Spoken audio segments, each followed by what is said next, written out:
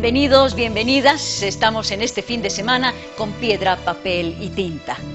Vamos a iniciar así, directamente, para hablar sobre el 10º Congreso de Estudios Bolivianos. Hablar sobre Bolivia, sobre las y los bolivianos, sobre su vida cotidiana. Tenemos dos invitadas muy especiales. Han estado en este 10º Congreso, son parte de quienes organizan, de la Asociación de Estudios Bolivianos. Están con nosotros Jimena Soruco, socióloga, investigadora. Bienvenida y muchas gracias por haber aceptado estar aquí. Gracias, Lucía, es un gusto estar aquí con ustedes y hablar un poco de la experiencia de este 10º Congreso. Y está con nosotros Rosana Barragán, historiadora e investigadora. Muchas gracias también, Rosana, por estar aquí. A ustedes las gracias, a todos muy buenas noches y es un gusto y un placer estar aquí con Lucía y compartir este espacio. Bueno, la Asociación de Estudios Bolivianos llevó a cabo este 10º Congreso de Estudios Bolivianos del 22 al 26 de julio en Sucre. Una semana intensa que tenía como objetivo, pretende acercar la academia a la sociedad. Un viaje por la vida cotidiana de nuestro país. ¿Cómo es que se logra acercar, Rosana, a la academia, a la vida cotidiana, a la sociedad?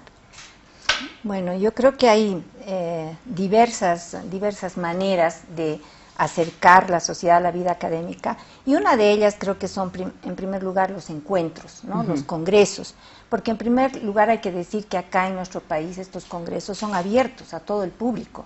Entonces esa es una particularidad, yo creo que bastante única de América Latina. Si uno va a Estados Unidos o uno va a Europa, estos encuentros, estos congresos académicos se dan exclusivamente entre académicos, entonces los que participan en la mesa y no hay nadie más. Acá es muy interesante porque por un lado están los académicos más, diríamos, encumbrados, que tienen más trayectoria, que tienen más canas también, pero por el otro lado están muchísimos jóvenes.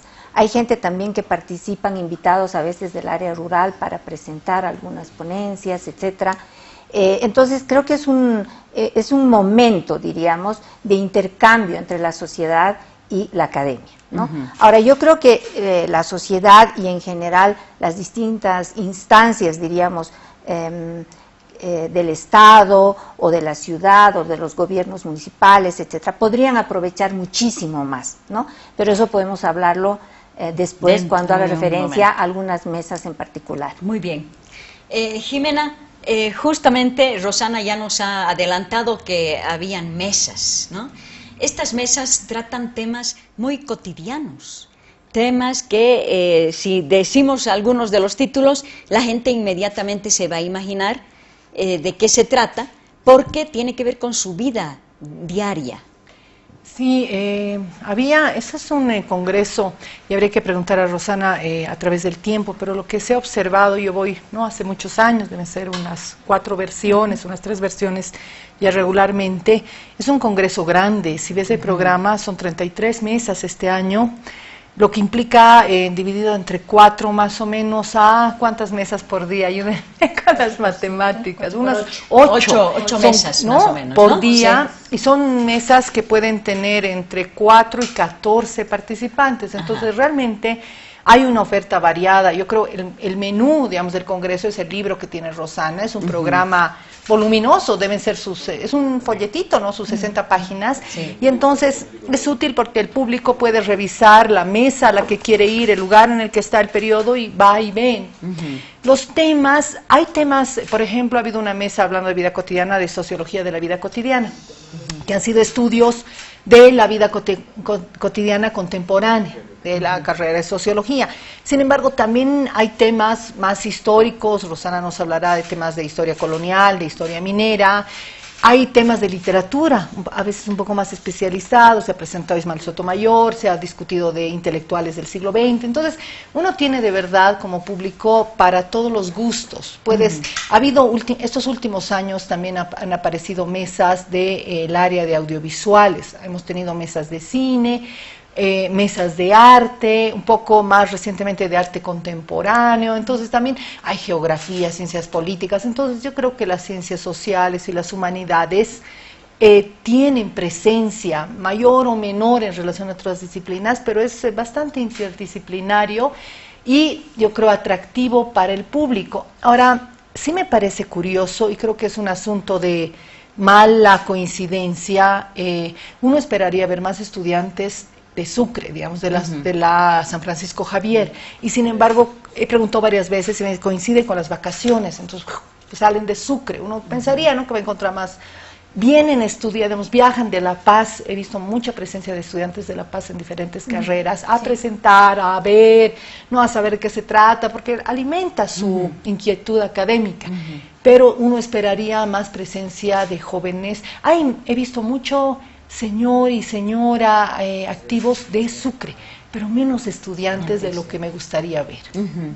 Rosana, yo quisiera que acerquemos a la gente, a los televidentes, al público en general, a este encuentro, y nos relates, por ejemplo, la mesa donde tú has participado, una de las mesas donde tú has participado.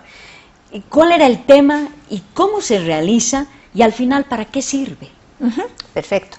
Bueno, yo he participado activamente en 2 mesas, las 2 relacionadas a la minería desde el punto de vista, digamos, desde la historia, no la minería contemporánea, sino más bien desde la historia, y particularmente en este congreso el periodo colonial ha sido muy privilegiado, después de mucho tiempo, yo diría. Entonces, en este congreso ha habido una confluencia, diríamos, de interés, por un lado en la minería y por otro lado en el periodo colonial. Ambas cosas estaban ausentes durante mucho tiempo, ¿no? Entonces, resulta particularmente interesante preguntarse por qué hoy otra vez la minería. Y seguramente es porque tenemos, ¿no es cierto?, una larga tradición, y hoy por hoy la minería, el extractivismo, etcétera, está en la palestra pública. Entonces creo que los investigadores, investigadoras, y no solamente de Bolivia, están volcando otra vez su mirada a analizar justamente el origen, de alguna manera, de esa base que tenemos y que es una base minera que ha hecho vivir al país y al mundo, ¿no? Entonces, por ejemplo, la mesa en la que yo he organizado y he participado junto con Paula Zagalski del CONICET de la Argentina, se llamaba Potosí y el mundo. ¿Cómo hemos organizado y por qué hemos organizado, ¿no? Ha habido una largo interés por Potosí en los años 80, por ejemplo, ¿no? Y prácticamente desde los años 80 hasta los años 88, cada año se publicaban libros, se publicaban artículos, había un interés increíble sobre la minería potosina, ¿no? Y después hubo como diríamos, un bajón, y Potosí no pasaba nada, y otra vez hoy hay un florecimiento increíble. Creo que hay varias razones que explican ese florecimiento, ¿no? Por un lado, lo decía, es este interés, ¿no es cierto?, por reflexionar y pensar temas, ¿no es cierto?, de la minería, la explotación de los recursos naturales, el extractivismo, pero por otro lado también, por ejemplo, los orígenes del capitalismo, ¿no? O sea, estamos revisando y repensando también cómo se originó el capitalismo. En general, la perspectiva que se ha tenido, por ejemplo, sobre los orígenes del capitalismo, es de que es un proceso que ha nacido en Europa a partir de las fábricas, de las industrias, de la revolución industrial. Ese es el imaginario que todos hemos aprendido y todos tenemos, ¿no? Y sin embargo, en los últimos años hay una reflexión. No es tan así. O sea, desde los países justamente que llaman del sur, se ha ido repensando esto, ¿no? O sea, Potosí está en los orígenes del capitalismo, ¿no? Y eso estuvo también presente en esta exposición en la que participó Silvia Rivera, Mujeres Creando, en esa exposición Principio Potosí, ¿no? Max, que era el director, que es ahora director del museo. Entonces ya estaba esto presente. y han ido pensando, bueno, esto en realidad Potosí ha estado en los orígenes del capitalismo, y eso es lo que una cosa totalmente novedosa que se ha visto en mi mesa, cómo la circulación de la plata no es que iba de acá hacia los puertos de España y Europa, y se quedaba en Europa, sino que en realidad iba a China. O sea, China era ya un actor fundamental desde esa época. Entonces, esa por ejemplo, me parece una mirada novedosa, distinta, y repensar que la globalización y todos los problemas que acarrea también la globalización no han empezado, ¿no es cierto?, el 2000 o en 1990, sino que se remontan en nuestra historia al siglo XVI y a Potosí, ¿no? Ahora, en nuestra mesa, ¿cómo hemos organizado? Por ejemplo, en mi caso, yo me he contactado con Paula Zagalski, que es una investigadora, una doctora en historia, que ha escrito varios artículos sobre minería y sobre la mita en Potosí. Entonces nos hemos puesto de acuerdo y hemos invitado y hemos tratado de congregar a toda la gente que sabíamos que estaba trabajando Potosí desde distintos ámbitos y desde distintos lugares. Entonces, la persona que hemos tenido de más lejos, que no ha estado en nuestra mesa, pero que ha estado en otra mesa también de minería, es Masaki Sato, el investigador japonés. Luego teníamos de Estados Unidos, teníamos muchísimo de Argentina. Y todos ellos tenían una mirada de la minería en Potosí. Claro, todos estaban trabajando Potosí. Entonces, es una oportunidad también estos congresos de reunir a toda esta gente que está trabajando por todas partes del mundo, que no está aquí normalmente, y poder escuchar qué están haciendo, qué noticias tienen, porque además son investigadores de muy larga trayectoria, en algunos casos, en otros casos también jóvenes que están empezando. Por ejemplo, hay un joven que está haciendo su tesis de doctorado sobre los esclavos en la Casa de la Moneda, ¿no? Entonces, algo bien específico, pero muy importante, muy interesante. Entonces, todo eso es, creo que nos alimenta, y eso quisiera hablarlo tal vez después, todo lo que se puede utilizar de un tipo de reunión o un tipo de ponencias que aparentemente solo interesarían a los académicos. Yo ahí quisiera reflexionar sobre cómo la sociedad y las distintas instancias podrían utilizar todos estos recursos académicos. Perfecto, dentro de un ratito entonces vamos a ese tema. Jimena, te quisiera pedir lo mismo que a Rosana, una mesa que tú quisieras rescatar, una temática que has tratado tú. Sí, yo este año he ido a dos actividades, pero que están relacionadas. Una fue a presentar un libro que se había formado en el Congreso pasado, del 2017. Igual era una mesa sobre el periodo liberal. Convocamos 13 investigadoras de La Paz. Queríamos reunir a gente que estuviera trabajando el periodo liberal. Un poco la misma apreciación. ¿Estamos hablando de qué etapa? En el periodo de entreguerras, entre la guerra del Pacífico y la guerra del Chaco, ¿no? No solamente el periodo del gobierno liberal, sino del liberalismo en Bolivia. Entonces, que empieza realmente con la crisis de la guerra del Pacífico, el sistema de partidos, cierta democracia, mayor estabilidad, crecimiento económico, explotación de recursos. Y nos interesaba congregar a gente que estuviera pensando esto, porque también encontrábamos que la mirada hacia el periodo liberal siempre ha sido muy sesgada, ¿no? Era una relación de amor-odio. O el periodo liberal había sido el peor de Bolivia porque han traicionado y han vendido los recursos naturales, o para otra posición era lo mejor que había pasado y la revolución traiciona esto. Entonces, el interés era un poco más académico, verlo con mayor complejidad, ¿no? En un asunto blanco y negro.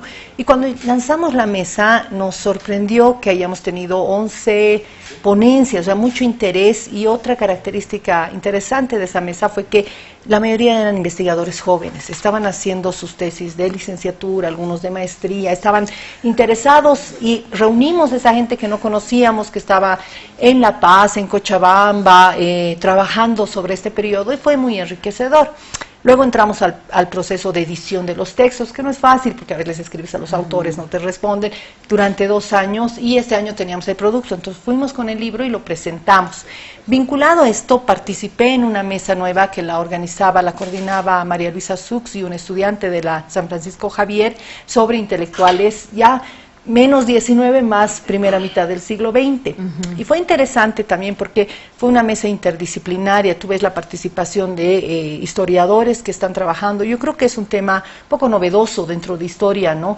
seguramente en un cierto momento ha habido, luego decayó, de historia intelectual. Entonces hubo ponencias sobre, por ejemplo, Arturo Borda, sobre Gesta Bárbara, yo expuse sobre Carlos Medinaceli, hubieron exposiciones así de diferentes, de Franz Tamayo, hubo una exposición de la revista de la Universidad de San Francisco Javier, que fue una revista extensa. Entonces uno ve como desde la literatura y desde la historia aparecen iniciativas que vale la pena compartir, porque te traen datos que tú no tienes. Un elemento creo importante en la mesa y en las discusiones sobre este periodo, que me salió en la anterior mesa, en el libro presentado y en la actual, es la importancia de lo que los historiadores llaman las fuentes, más para literatura son los corpus, periódicos y revistas.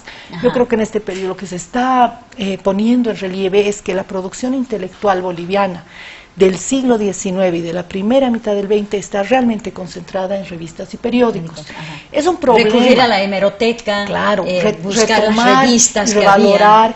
En unas circunstancias complejas, tenemos periódicos y tenemos hemeroteca, pero las colecciones de revistas no son completas. Entonces, siempre uno está intentando reconstruir, pero creo que en todas estas mesas aparece el tema de la presencia de intelectuales en periódicos y en revistas, aparecen las redes de intelectuales. Nos damos cuenta que, no sé, Carlos Medinaceli estaba vinculado con, por supuesto, es Gesta Bárbara, cuando se viene a La Paz, es muy cercano ya desde Potosí de Arturo Borda, entonces publica en una revista que saca Borda, luego se vincula con los de la calle y es amigo de... No, o sea, hay redes de intelectuales funcionando el 19, funcionando el 20, que de alguna manera se observan con mayor claridad con la presencia de estas exposiciones interdisciplinarias. Entonces, siempre son espacios de aprendizaje, ¿no? Claro. Yo creo que es importante además y por eso... ¿Y qué se ha dicho del liberalismo? En la de Vértigo. Sí.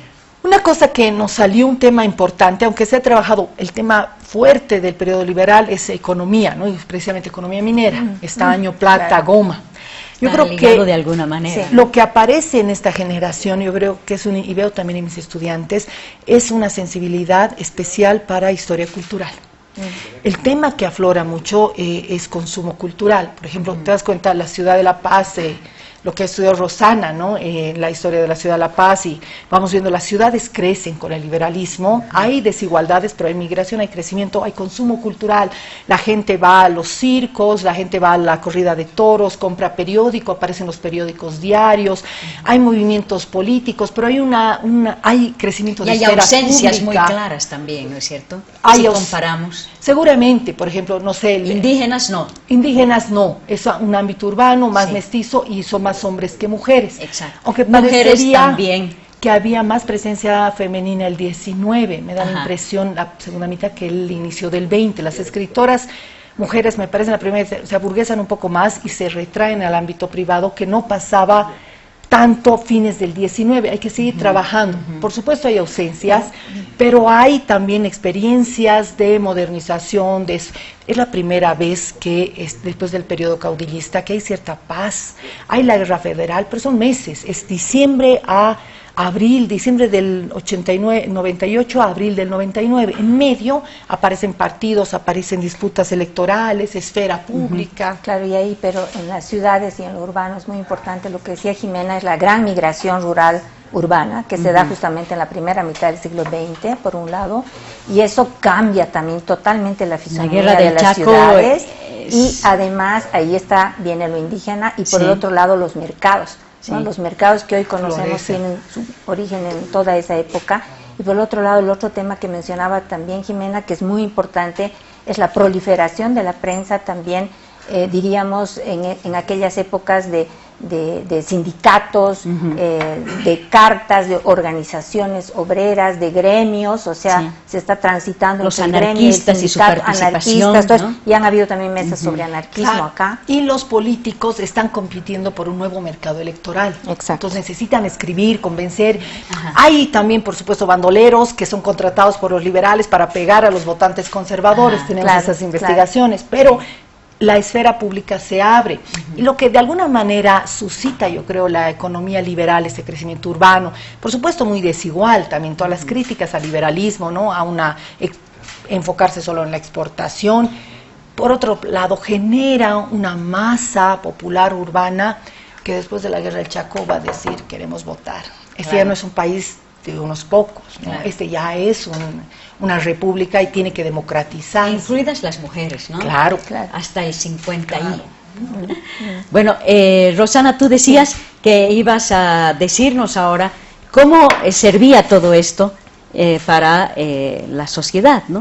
A ver, yo quisiera aprovechar este Sí. tiempo que tenemos todavía para decir dos cosas, ¿no? ¿Cómo La no? primera, yo creo que es rescatar estos espacios que por un lado unen generaciones, unen países, unen estudiantes y diferentes trayectorias. Creo que eso es fundamental. Tienen que haber esos espacios y hay que realmente resguardarlos, ¿no?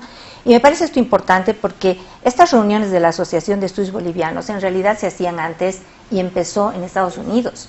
Entonces, el hecho de haberse traído este congreso sobre estudios bolivianos a Bolivia, creo que fue algo muy positivo que se lo hizo ya hace variados años, ¿no? Entonces, y creo que es un espacio que hay que resguardarlo porque ha sido conquistado y ahora como que se ha consolidado, ¿no? Y en todo este periodo hay que señalar también la participación importante en la organización de esta asociación y en la realización de los congresos de Paula Revilla, que acaba de dejar de ser presidenta de la asociación. Eso por un lado. Por el otro lado, tú empezabas el programa señalando cómo se acerca la academia y la sociedad, ¿no? Sí. Yo te decía que en Bolivia yo veo los flujos que son mucho más constantes y más fáciles aquí que en cualquier otro país. Pero creo también que se podría aprovechar muchísimo mejor.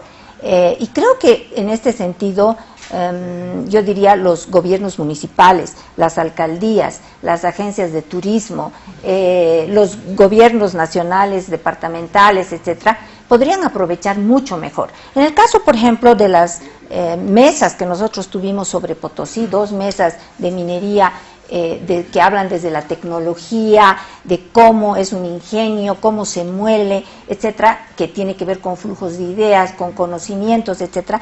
Yo creo que podrían aprovechar más, por ejemplo, el turismo en Potosí. Podrían hacer recorridos, no solamente al cerro, sino a lo que eran los ingenios. Pero yo justamente antes de Sucre me fui a Potosí y quería visitar 2 ingenios coloniales. Pues no pude, porque uno estaba cerrado, que hace años estaba abierto, el ingenio San Marcos, y el otro era otro ingenio que está completamente cerrado porque es privado. Entonces, no hay de parte de los gobiernos también una mirada, ¿no es cierto?, que privilegie estas cosas, que con seguridad favorecerían enormemente el turismo. ¿Quién no quisiera ir a hacer un recorrido? Hacer un turismo distinto, además, ¿no? Más informado. Claro, distinto por los ingenios. ¿Quién no quisiera hacer la ruta, ¿no es cierto?, de Tupac Katari, o sea, o de Tupac Amaru, en fin.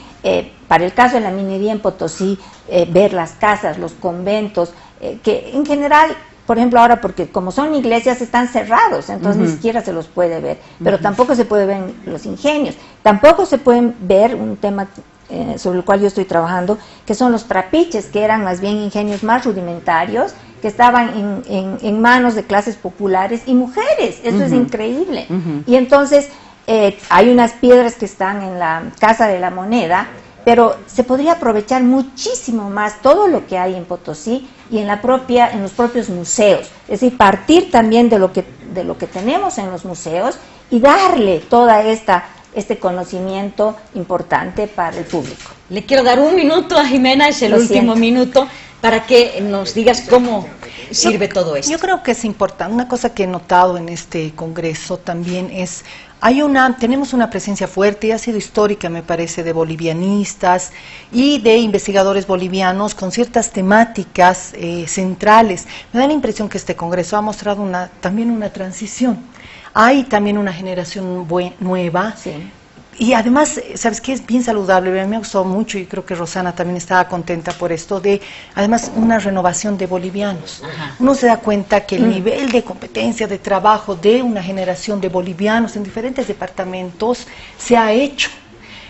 No sé cómo vendrán los bolivianistas, también he visto algunos, pero la presencia más fuerte ha sido de bolivianos jóvenes, y eso también tiene un rol, yo creo, educativo muy importante. Yo soy profesora en la universidad y para mí es muy importante que los estudiantes haciendo tesis vayan, porque les abre un horizonte. Es un espacio, como defiendes tu tesis, y ahí hay argumentos, es mérito, entras a las mesas y no es fácil, pues te sacan la mugre, notas las peleas, pero argumentativas. Entonces acercas de esa manera, vía la universidad, vía los estudiantes, el ejercicio académico, digamos, técnico, con los deseos de los estudiantes de investigar, de hacer sus maestrías, de seguir trabajando en este ámbito y que no sea reducido. Entonces, yo creo que en ese sentido también se ha cumplido el ejercicio de la EB. Yo creo que el trabajo que han hecho ustedes, ¿no?, en la historia, los investigadores más consagrados, si ves esta generación, notas ese cambio, van a venir nuevos temas, van a venir otras inquietudes. Y lo importante, ¿no?, que ahora estos temas, por ejemplo, estén en la sociedad, Claro. que lleguen a la gente,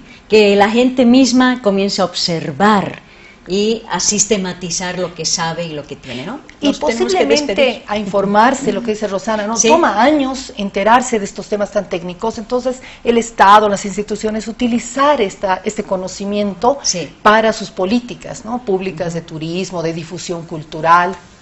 Nos vamos a despedir lastimosamente. Dios, se pasa Espero rápido. tenerlas nuevamente para poder ampliar un poco más todos estos temas que son y hacen a la vida cotidiana de la gente, ¿no?